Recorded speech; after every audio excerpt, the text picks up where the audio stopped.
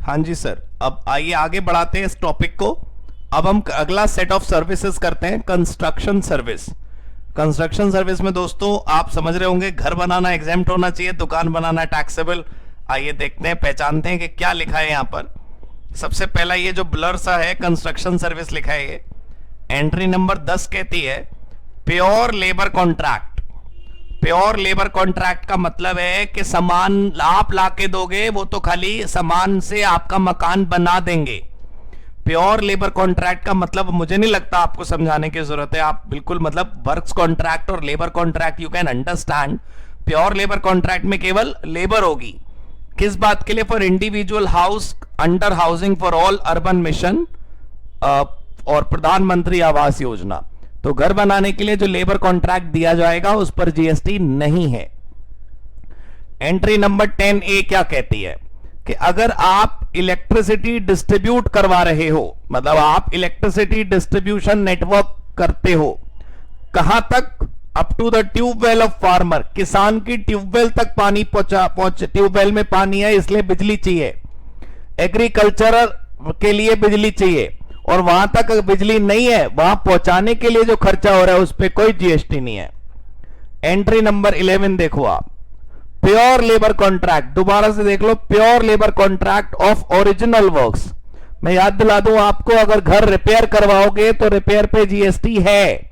Pure labour contract of original works, नया घर बन रहा है, सिंगल रेजिडेंशियल यूनिट, अब उसमें चाहे कितने फ्लोर हो उससे कोई फर्क नहीं पड़ता, राइट?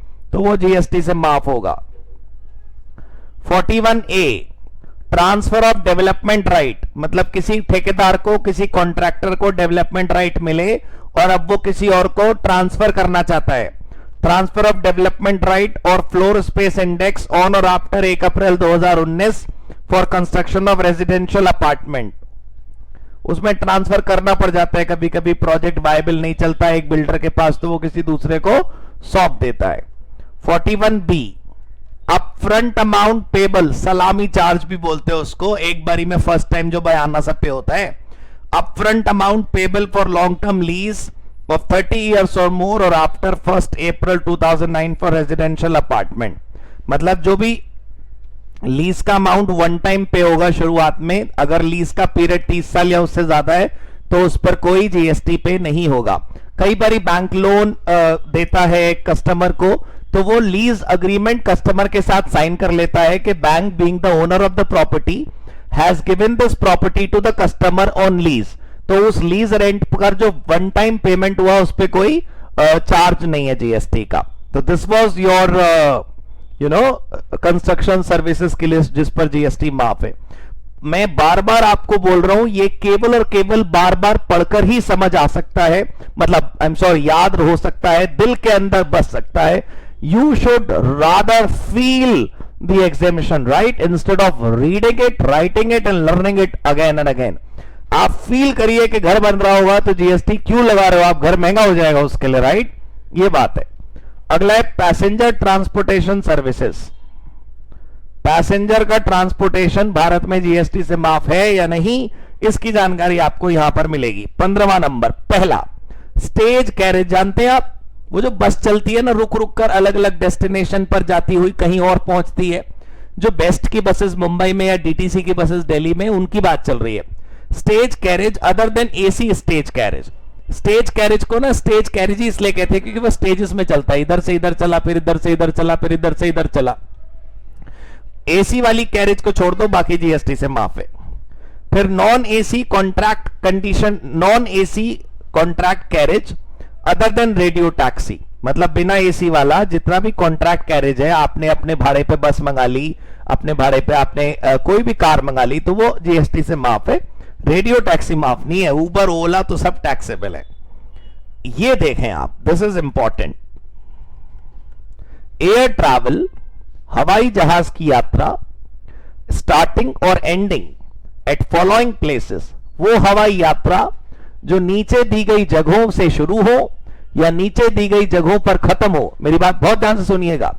वो हवाई यात्रा जो which starts at one of the following places और ends at one of the following places, उसमें जीएसटी नहीं है। आप सुनिए क्या क्या नाम है।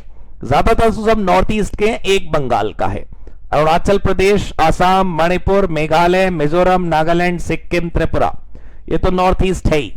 उसके साथ साथ पश्चिम बंगाल का बागडोगरा जगह, ये सब कुछ जीएसटी से माफ है।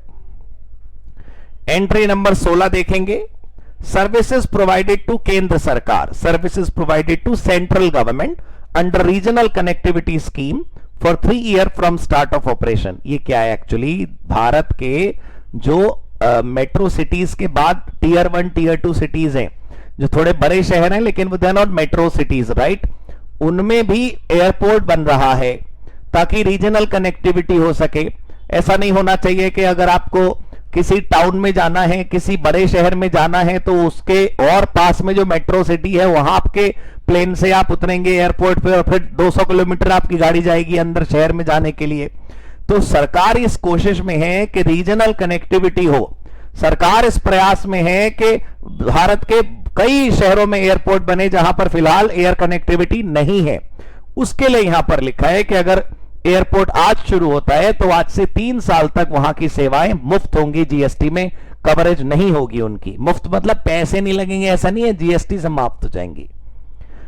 एंट्री नंबर 17, रेलवे पे जीएसटी नहीं है भाई, रेलवेज, लेकिन अदर देन फर्स्ट एसी और एसी, सेकंड एसी हो, थर्ड एसी हो, फर्स्ट एसी हो, एसी वाली रेलवे पे जीएसटी है और बिना एसी वाले पे जीएसटी नहीं है। मेट्रो, मोनोरेल, ट्राम पे जीएसटी नहीं है। ट्राम पे आप कभी कलकत्ता जाएं, घुमाइए, ट्राम है वहां पे फिलहाल। Inland waterways, public transport, metered cab, auto, e rickshaw, इस पे जीएसटी नहीं है। अब हम पढ़ेंगे गुड्स ट्रांसपोर्ट। गुड्स ट्रांसपोर्ट में मतलब शुरू करूं उससे पहले आपको ये तो पक्का समझ आ गया है पैसेंजर ट्रांसपोर्ट में क्या क्या एग्जेम्प्ट है। एक मिनट आपने ये दिखा दूं मैं दोबारा आपको, ये है ना मीटर्ड कैब। मीटर्ड कैब का मतलब होता है कैब में मीटर लगाए, लेकिन अगर वो ओला कैब, उबर कैब है तो उसको मीटर्ड कैब ना कहकर रेडियो टैक्सी कहते हैं, वो टैक्सेबल है। ठीक है, बहुत सारी कैब ऐसी हैं, वो ब्लैक और येलो कलर की आपने प्लेट देखी होगी रेलवे स्टेशन पर, एयरपोर्ट पर, उसमें नॉन एसी भी हैं। तो वो नॉन एसी जो टैक्सी है ना, जो एक जगह से मिलती है और मीटर के हिसाब से चलती है, उस पर जीएसटी नहीं है। लेकिन वो जो ओला उबर आती हैं वो रेडियो टैक्सी है कि आप अपनी ऐप बेस्ड, इंटरनेट बेस्ड आप कैन डू द बुकिंग, वो जीएसटी वाली हैं। मेरे को लगा शायद कि ये समझने से रह गया। अब पढ़ते हैं दोस्तों गुड्स ट्रांसपोर्टेशन। सामान एक जगह से दूसरी जगह जाएगा तो क्या हाल होगा, हाल क्या होगा। कोशिश तो हम यही करेंगे कि एग्जेम्पशन हो, लेकिन कहां का एग्जेम्पशन है वो देखते हैं। 18वां नंबर, all goods transportation by roadways and inland waterways except GTA and courier. ये जो दो चीजें हैं ये टैक्सेबल हैं और बाकी जो गुड्स ट्रांसपोर्ट है वो एग्जेम्प्ट है। ट्रांसपोर्ट बाय रेल और vessel with in India only following goods. अगर नीचे दिए गए सामान भारत के अंदर रेल से या पानी के जहाज से ट्रांसपोर्ट होते हैं तो कोई जीएसटी नहीं लगेगा माल भाड़े पर। माल भाड़ा मतलब जो फ्रेट होगा। रिलीफ मटेरियल पहला सामान, डिफेंस और मिलिट्री इक्विपमेंट दूसरा सामान, न्यूज़पेपर, मैगजीन, लेकिन वो रजिस्टर्ड होने चाहिए। अपने प्रिंटर से प्रिंट आउट निकाल के बोलो मैंने अखबार छापा है तो तुम्हारे अखबार को अखबार कोई नहीं कहेगा। It should be registered, right. Registrar of newspapers in India के द्वारा वो रजिस्टर्ड होना चाहिए।